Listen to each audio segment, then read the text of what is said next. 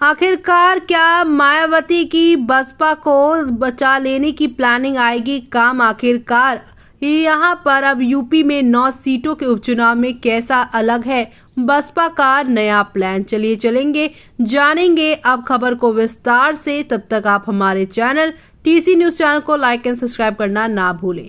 साल 2019 के लोकसभा चुनाव के बाद मायावती ने कहा है कि वो किसी भी बड़ी पार्टी और राष्ट्र पार्टी के साथ गठबंधन नहीं करेंगी। साल 2024 के लोकसभा चुनावों के पहले ही यहाँ पर अब मायावती ने अपना स्टैंड कायम रही और साल 2022 के चुनाव में मायावती ने मुस्लिम दलित समीकरण बनाने की कोशिश भी की, लेकिन ये दाव फेल रहा। साल 2024 के उपचुनाव के बाद तो उन्होंने सीधे तौर पर बसपा की असफलता के लिए मुसलमानों को जिम्मेदार ठहरा दिया। हरियाणा में मायावती ने इनेलो के साथ गठबंधन किया, लेकिन ये दाव भी फेल रहा और बसपा का हरियाणा में खाता नहीं खुला।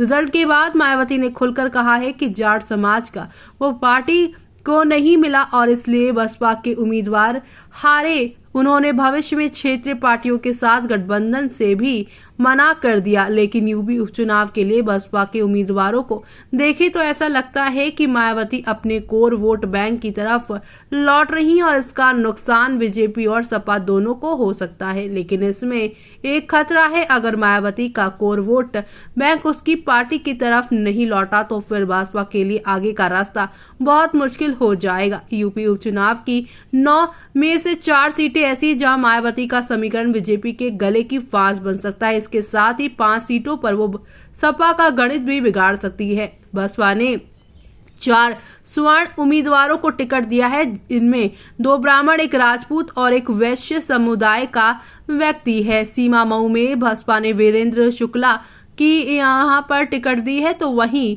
बीजेपी ने सुरेश अवस्थी को उम्मीदवार बनाया है। सपा की उम्मीदवार नसीम सोलंकी है, जो मौजूदा विधायक इरफान सोलंकी की पत्नी है। जो है इरफान को आयोग ठहराए जाने के बाद ही इस सीट पर उपचुनाव हो रहे हैं। मिर्जापुर की मजवा सीट पर सपा और बसपा का यहाँ पर जो है कड़ा मुकाबला देखने को मिल सकता है।